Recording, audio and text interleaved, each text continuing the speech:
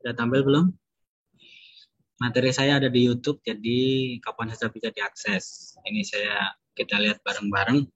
Saya kira ini menjadi dasar dalam kegiatan pemeriksaan palpasi.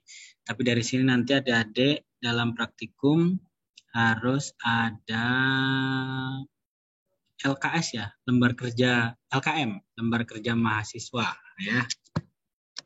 Lembar kerja mahasiswa nanti bisa difoto atau diminta kopian ke Pak Bondan ya. Di situ ada satu lembar itu form atau lembar pemeriksaan rektal untuk fertility control ya.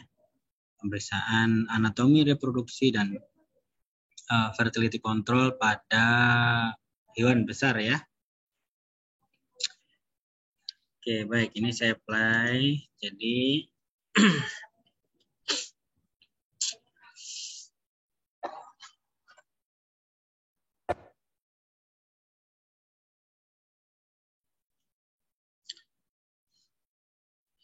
tujuan adik-adik melakukan palpasi rektal itu pertama adalah memeriksa anatomi ya. Karena dalam bekerja nanti jangan dibayangkan hanya 1-2 ekor sapi ya, sekali lagi jangan hanya 1-2 ekor ya. Bayangkan adik-adik bekerja di feedlot dalam 1 minggu datang 2.000-3.000 ekor dan itu harus dicek satu-satu ya, satu-satu mana yang masuk breeding, mana yang masuk di feedlot ya. Jadi harus dicek letaknya bagaimana, kemudian kelengkapan ya bagian dari organ itu. Mulai dari luar ya, ada vulva, kemudian saat palpasi terasa vagina, cervix, kemudian uterus, kornua, dan ovari. Harus ada semua, komplit. Selain harus ada, yang kedua adalah size-nya itu kalau tidak bunting ya, simetri dia. Ya, simetri. Nah, kemudian yang ketiga adalah selain kelengkapan, bentuk, fungsinya. Ya. Jadi karena gonad dari female itu ada di ovari, jadi adik-adik harus bisa pegang ovari dan bisa mempalpasi apa yang ada di situ, ya. Ukurannya, kalau ukurannya harus selalu ditulis atau di medical recordnya adalah panjang, lebar, dan tebalnya, ya. Karena ovari itu 3 dimensi, bukan panjang dan lebar, tapi ada tebalnya juga. Nah, di dalam situ nanti ada bagian yang berisi cairan, berarti ada folikel, itu terasa seperti adik-adik kalau main balon diisi air, ya. Kemudian kalau baran ovari atau kalau ada corpus luteum itu lebih kenyal kalau adik-adik suka makan bakso gitu ya. Bakso favorit, bakso Cak Joyo bukan ya. Mie ayam bakso Pangkalan Angkot Cak Joyo ya. Pangkalan Angkot itu apa? Mie ayam bakso yang di Pangkalan Angkot kampus dalam. Iya, namanya siapa tokonya? Atau bakso gepeng. Jadi konsistensi corpus luteum seperti bakso. Ya. Itu harus dicek dan dicatat dalam medical record. Satu-satu ya. Kalau 2.000 ekor ya mungkin dalam 1 hari selesai 50 ekor. Cicil ya. Jadi target kerja harian di feedlot adalah seleksi mana yang masuk breeding, mana yang masuk feedlot. Nah, yang betinanya itu dicek satu-satu. Ya, saya dapat 50 berarti kalau seminggu 7 hari, enggak ya 5 hari kerja, berarti baru dapat 5 kali 50 berapa? 250 ekor seminggu. Ya, minggu berikutnya 250. Jadi dalam 4.000 itu bisa selesai dalam 2 bulan ya. Ya, itulah ya. Kalau sendirian, ya kalau sendirian tentunya ada tenaga paramedis yang juga bekerja sama di situ, ya. Catatan itu menjadi dasar nanti adik-adik dalam penentuan target ya, prediksi keberhasilan dalam breeding. Yang kedua, tujuannya adalah untuk melakukan pemeriksaan kebuntingan. Jadi tadi yang diseleksi 4.000 ekor itu misalkan katakanlah dapat 1.000 gitu ya, yang normal dan aktif fungsi organ reproduksinya. Nah, dari 1.000 itu kemudian setelah dimasukkan di kandang breeding nanti akan dicek harian ya, pagi, siang, sore, 3 kali sehari diamatin mana yang berahi, kemudian dikawinkan. Nah, tentunya setelah dikawinkan, entah itu IB atau dikawinkan alam, 2 bulan kemudian selesai palpasi 4.000 ekor itu kan, yang minggu pertama kan sudah bunting, ya, ya kan ya, 2 bulan sudah 2 siklus. Dicek statusnya bunting atau tidak. Ya, kadang-kadang yang datang 4.000 itu ada juga yang bunting ya, kan kawin dalam perjalanan gitu, nyampe di feedlot itu sudah bunting. Nah, kemudian dicek usia kebuntingannya ya, apakah dia 1 bulan, 2 bulan gitu ya, dicek dari ukuran organ reproduksi. Yang ketiga, dalam aplikasi teknologi reproduksi, apakah IVF nanti ya, in vitro fertilisasi, ujungnya akan meletakkan bibit ke dalam betina, ya, embrio transfer, ya, kemudian inseminasi buatan, koleksi oosit secara in vivo atau koleksi embrio produksi secara in vivo, itu juga memerlukan keahlian secara palpasi rektal, ya, karena dia harus melewatin gerbang serviks, ya, di sana.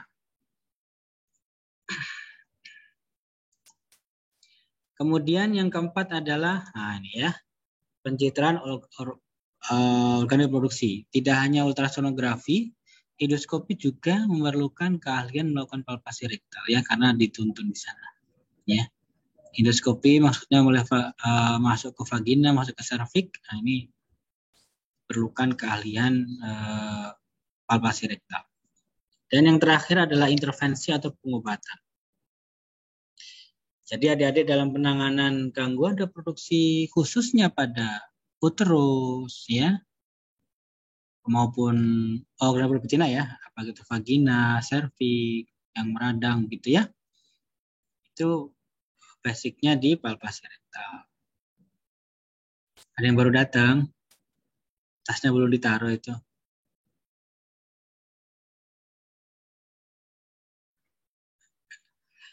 Ya, apa misalkan flushing ya, kalau ada endometritis, nah kita harus melakukan pencucian rahim. Nah, dalam mencuci rahim kan harus ada bisa palpasi rektal, ya, saat memasukkan kateter, ya, mengembangkan balun di sana, ya, mencuci-cuci di dalam, gitu ya, atau memasukkan bolus, ya, terapi intrauterin bolus juga harus menguasai teknik palpasi rektal. Termasuk intervensi yang lain, ya, dalam penanganan gangguan reproduksi pada betina.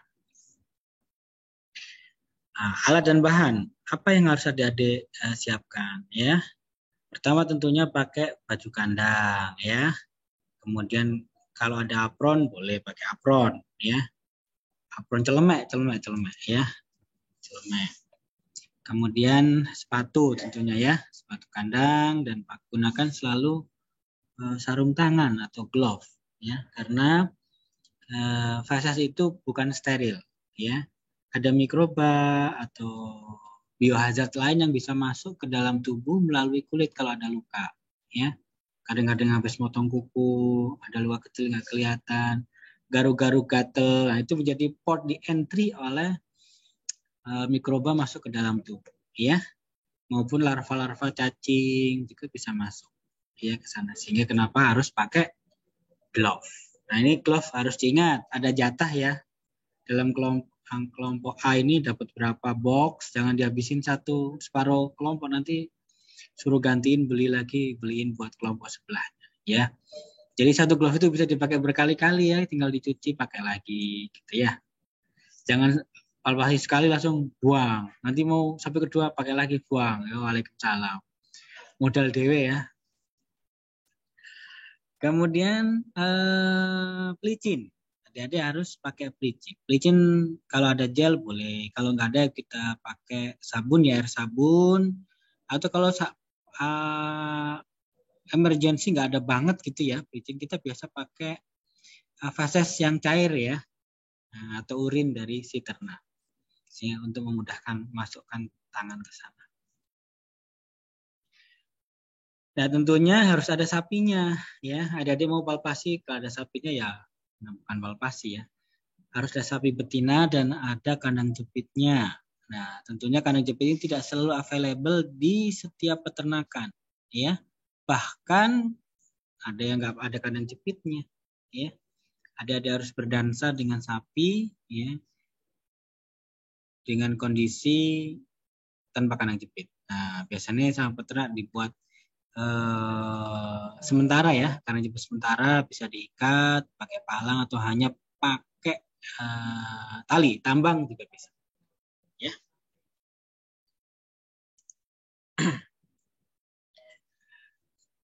Nah syaratnya apa untuk melakukan palpasi tadi ya? Tadi pakai pelindung diri ya. Nah, yang kedua adalah kukunya harus pendek, tidak tajam, ya, tidak ada aksesoris. Nah, kecuali mau nikahan, tukar cincin dalam rektal, lah itu beda lagi ceritanya, ya. Nah, tunangan, cincin, tukar cincin dalam rektum, lah beda lagi.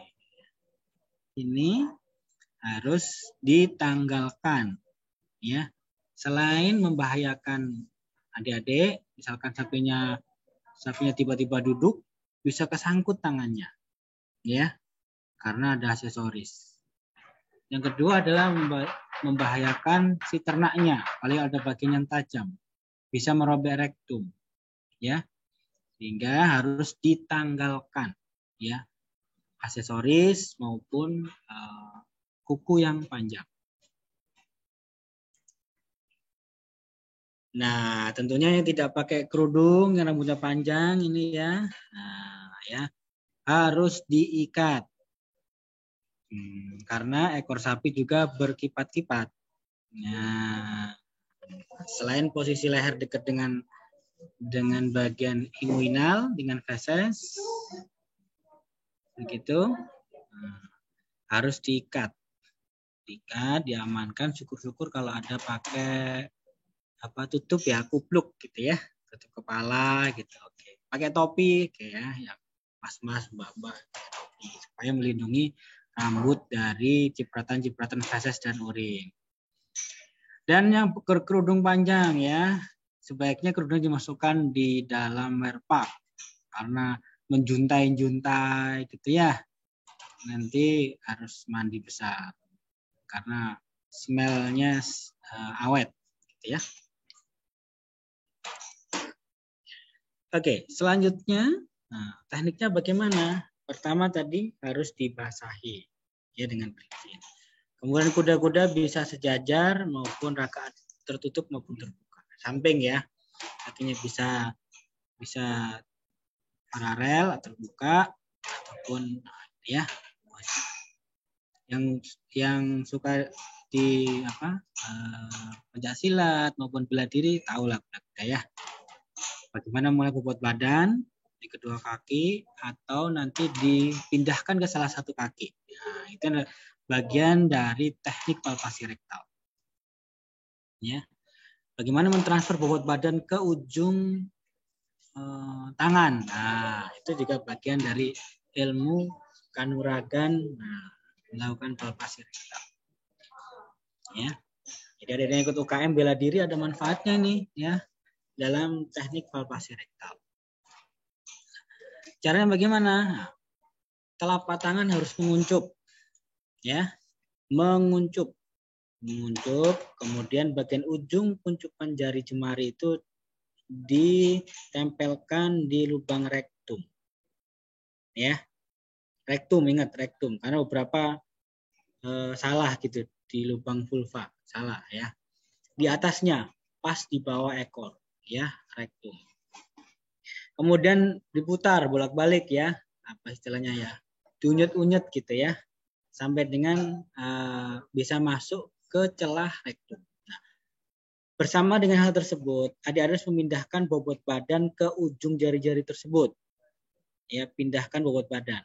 Kalau pakai otot, itu biasanya akan kesulitan masuk karena sphincternya cukup kuat. Jadi, adik-adik harus memanfaatkan bobot badan masing-masing dipindahkan dengan kuda-kuda tadi ke ujung kuncupan jari, ya, sehingga akan mudah masuk srup, gitu ya, ke dalam rektum. Kemudian, nah, dalam melakukan palpasi, sometimes kandang jepit itu nggak ada. Nah, ini contoh ini ya.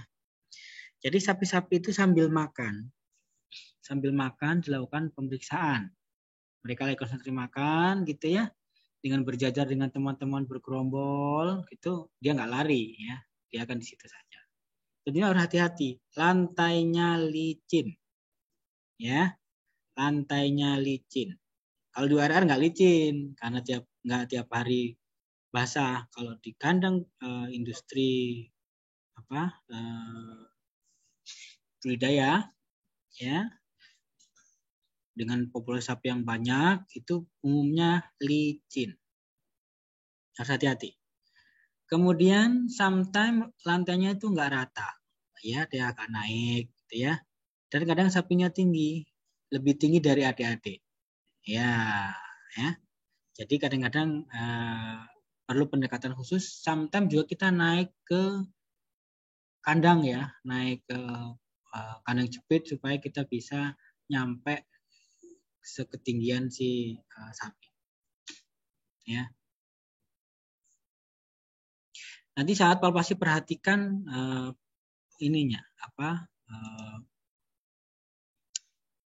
perhatikan balok pengaman belakang, ya, penghalang tendangan kaki. Karena suka geser, lupa lagi asik palpasi, geser, copot, nanti waalaikumsalam. Ya. Dalam palpasi ini ada harus siaga. Bisa setiap saat sapinya duduk atau merobohkan diri. Jadi ada harus sigap untuk menarik tangan secepat mungkin keluar dari rektum. Ya. Karena bisa patah tulang. Bisa keseleo. Bayangkan sapi 200-300 kilo, ada kan paling 60-55 gitu ya, nggak ada seperempatnya. Ya, sehingga risiko itu harus diperhatikan. Selalu siaga, jangan sambil ngobrol santai nyanyi hahihi gitu ya. Ini adalah sapi yang tidak mengerti bahasa kitanya, ya.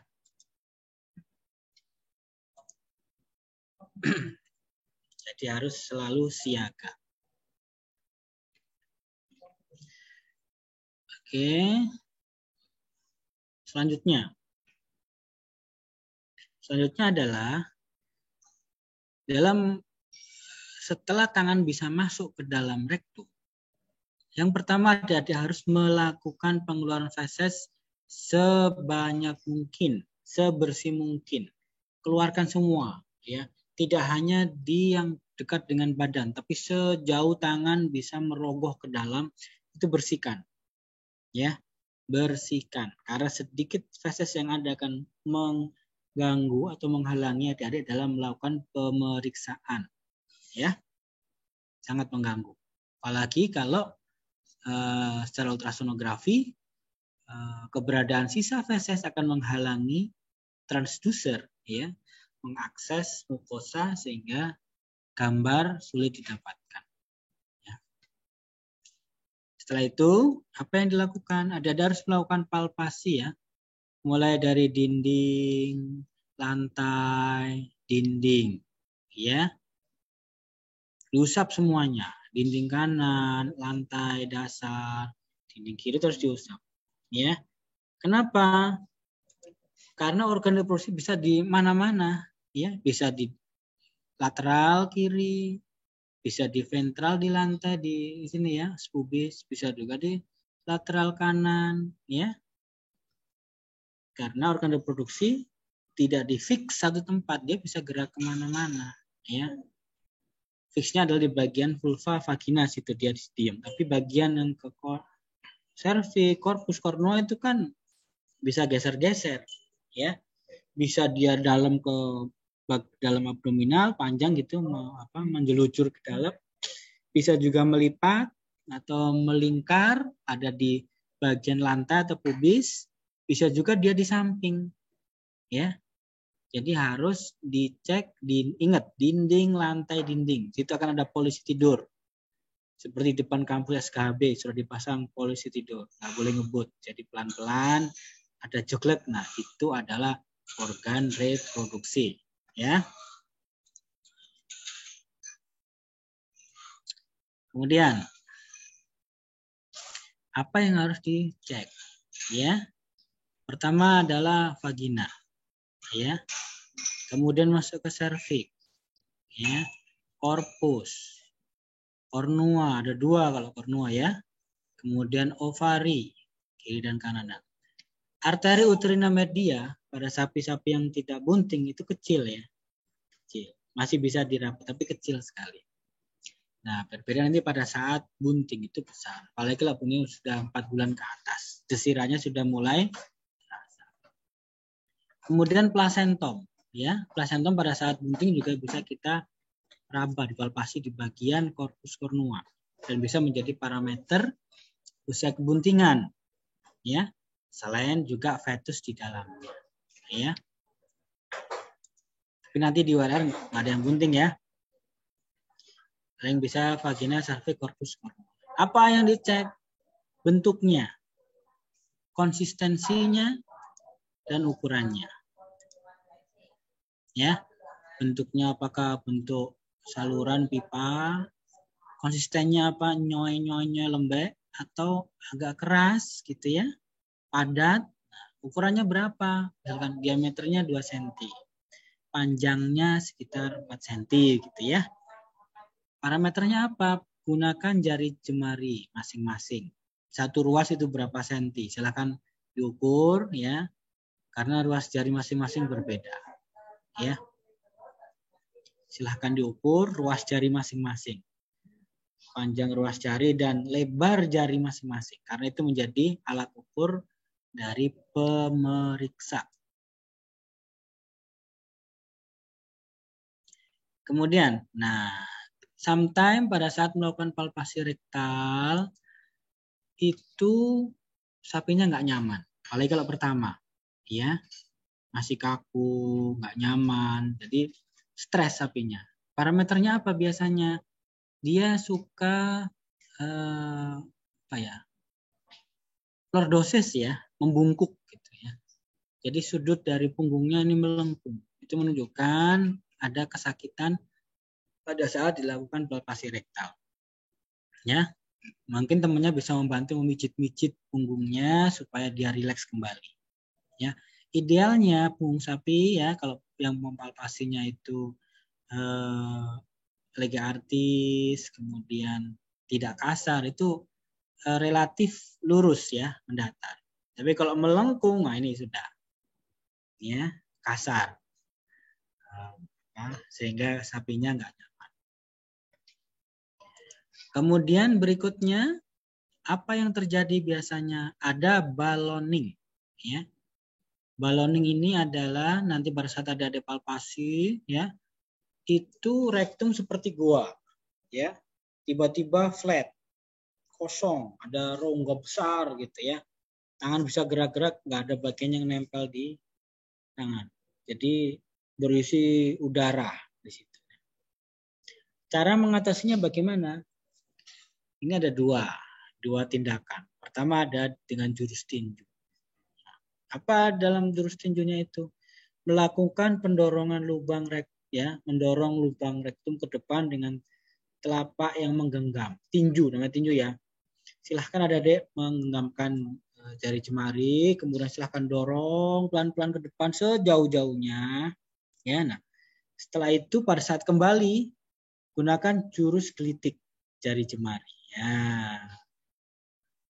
Posisi telapak tangan ke atas, jari jemarinya menggelitikin mukosa rektum. Ya, dengan digelitiki nanti lipatan-lipatan mukosa akan terangsang untuk mengkerut-kerut dan terjadilah flatus atau relaksasi. Nanti brut. Nah, siap-siap ada cipratan-cipratan flatus di muka atau di leher ya. Apalagi kalau sapinya diare. Ya. Nah, gerakan tinju ambil diputar-putar ke depan jauh-jauhnya gitu ya. Kemudian ditarik ke belakang. Sekarang pada saat palpasi untuk pemeriksaan kebuntingan. Nah, apa yang dilihat pada usia kebuntingan 1 atau 1,5 bulan? Yaitu adalah adanya asimetri. Ya. Ingat aja nanti saat nanti adik-adik praktek lapangan ya atau ambulatoar, nanti ada sapi yang bunting, parameter kebuntingan 1 sampai 1,5 bulan itu asimetri. Sebelah dari korpus kornuanya itu lebih besar. Ya. Makin bertambah usianya makin besar, ya. Bisa dengan ini alat ukurnya dengan posisi jari dan ibu jari dan jempol nempel agak keras satu ruas, kemudian ujung-ujung kemudian sudah terbuka. Ini menjadi salah satu parameter pengukuran diameter dari asimetris tadi, ya. Kalau sudah mau 3 bulan itu telunjuk dan jempol udah nggak bisa ketemu lagi, sudah besar. Kemudian plasentom. Nah, plasentom itu juga 4 minggu 1 bulan ya, sekitar 1,5 cm ya. Selain plasentom juga telapak tangan ya, lebar telapak tangan, panjang telapak tangan gitu ya, atau 2 telapak tangan ya, itu menjadi, makanya tangan menjadi alat ukur saat melakukan palpasi rektal. Nah, ini kita lihat videonya teknik palpasi rektal ya.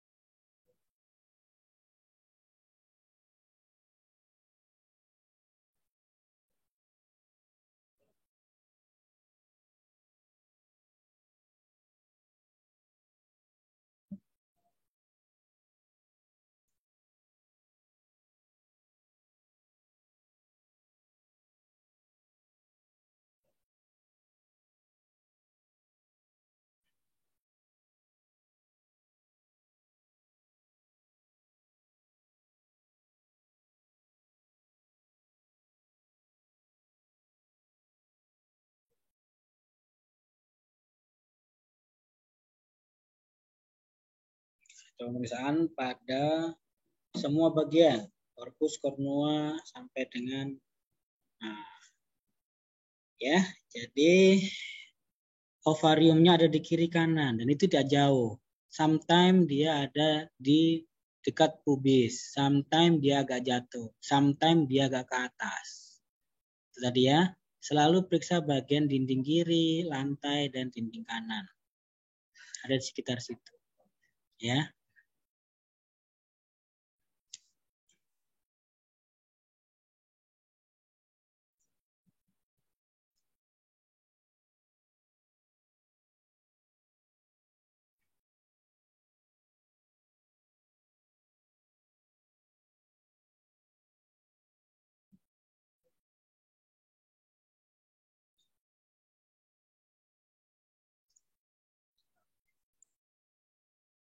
Nah, biasanya pada sapi-sapi yang masih darah, itu organ reproduksi umumnya ada di sekitar pubis. Tapi kalau sudah pernah beranak atau sedang bunting, dia akan lebih jauh ke depan, ya, lebih besar size-nya.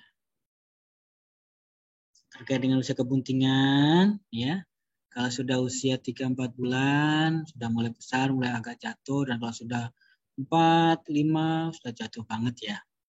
6, 7 mulai naik karena fetusnya sudah besar. 8 makin besar dan 9 kita bisa pegang kepala atau kaki atau ekor. Tergantung posisi dia apakah postur situsnya seperti apa. Kalau long anterior ataupun posterior.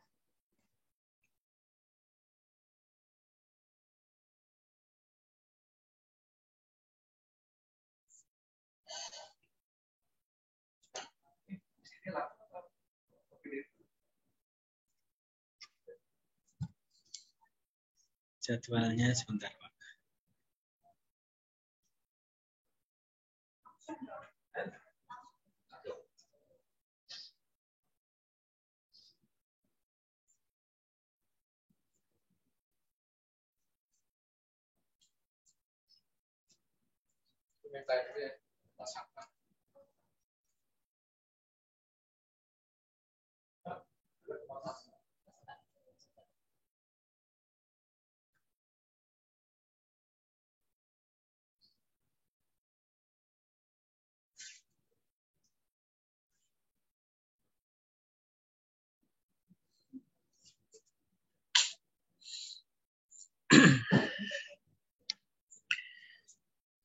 Nah, arteri uterina media ini menjadi parameter utama ya.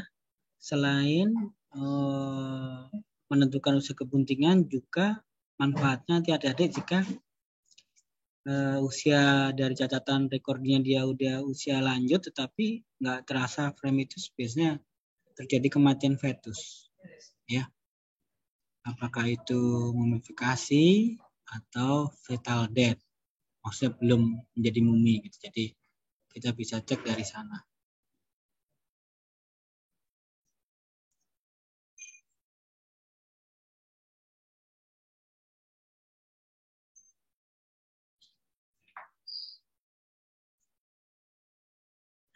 Jika usia kebuntingan lebih dari 4 bulan ke atas begitu ya, kita tidak bisa memegang kantong kebuntingan pada kornua. Nah, biasanya kita tarik ya, kita pegang vagina, cervix gitu, kita coba tarik, kita emban gitu, terasa bahwa ada bagian ujung dari kornuanya itu berisi fetus, jadi bisa ditarik, dilepas, jadi kayak menarik kantong yang berisi sesuatu di dalamnya, ya.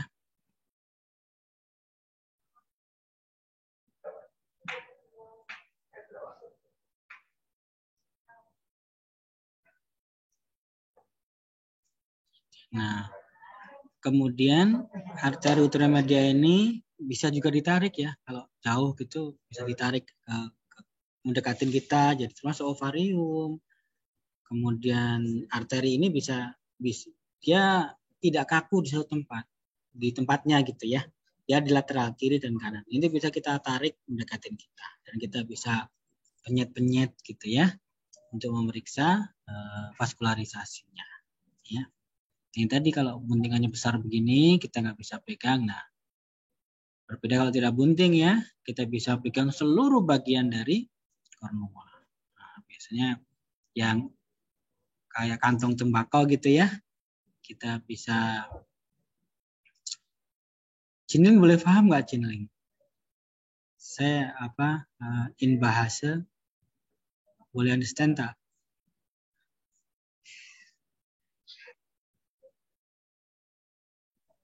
Boleh dok, boleh understand dok.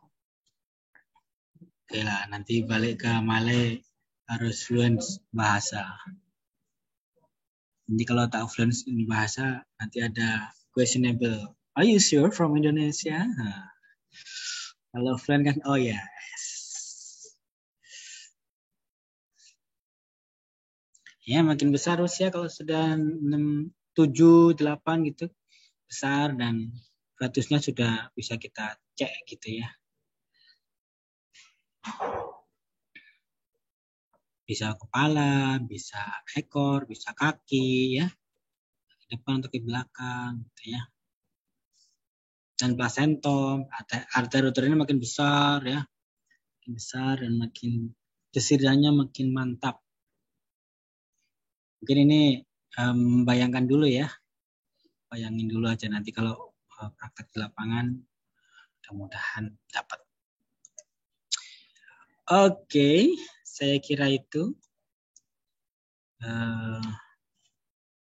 pengantar untuk palpasi, ya. Nah, adik-adik nanti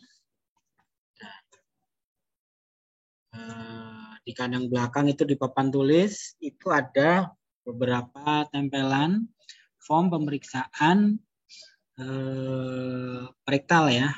Nanti silahkan kalau yang nggak di laminatingnya ada di pakunan, minta kopi atau di foto saja, nanti tinggal di print gitu ya dan ditulis tangan.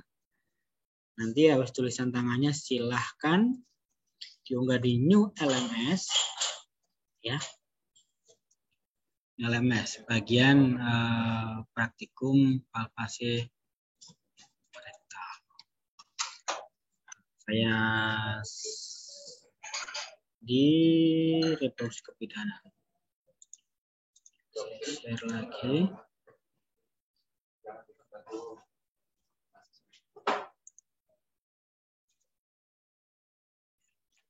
Ada di apa? Di tempat saya ya, di paling kedua dari bawah. Ini diskusi palpasi rektal, penyitaan radiologi, ujian kompre, laporan sementara. Palpasi rektal mana ya? Topik palpasi rektal.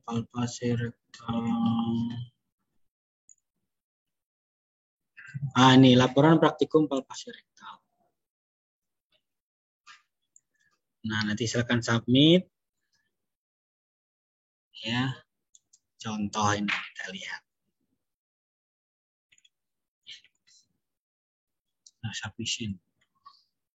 Ini angkatan ini bukan ya?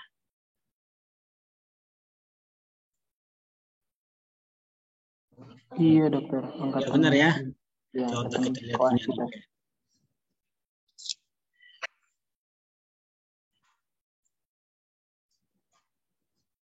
Nah, ini ya.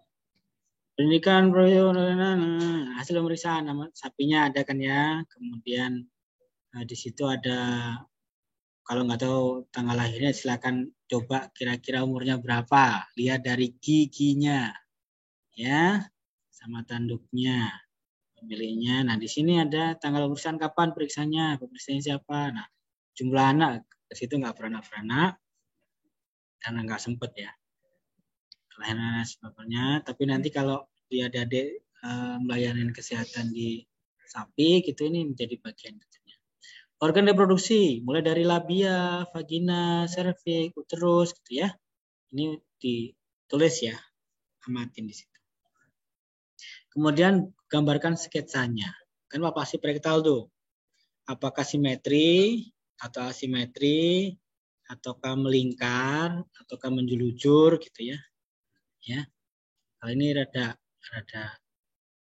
melingkar nggak melingkar banget. Ada yang melingkar kayak spiral juga ada. Ya. Kemudian ovari, khusus ovari ini lebih detail karena ada dokter hewan. Harus bisa menentukan mana CL, mana folikel. Ya, ukurannya. Ini satu kotak ini 1 cm ya. Kalau ada 4 kotak, 1, 2, 3, 4. Berarti 4 cm. Ini berarti dia nggak lihat ini ya. Skala kotak ini adalah 1 cm kali 1 cm. Jadi akan menggambar lebarnya ke kanannya 4 kotak berarti 4 cm kan? 1, 2, 3, 4. Oh ya benar kan? 4 cm. Kemudian tebalnya 1, 2, 3, 4. Sedikit ada folikel. Gitu ya. Kira-kira gitu ya. Nah, kemudian diagnosa. Dia harus mendiagnosanya. Apakah dia estrus? Kalau estrus ini kira-kira apakah pro, estrus, met estrus, atau diestrus gitu ya. atau diferensial diagnosanya apa, ya, apakah dilihat sana ya. Sehingga kalau emang dia ini kira-kira perkiraan estrus lagi nanti kapan, apakah 5 hari lagi, masih seminggu, ini barusan estrus kemarin, nah, gitu ya. Treatmentnya apa? Nah, siapkan IB pada tanggal sekian, nah, gitu ya. So, kalau dia ada peradangan ya dilakukan terapi apa gitu intrauterine. Gitu ya. Paham?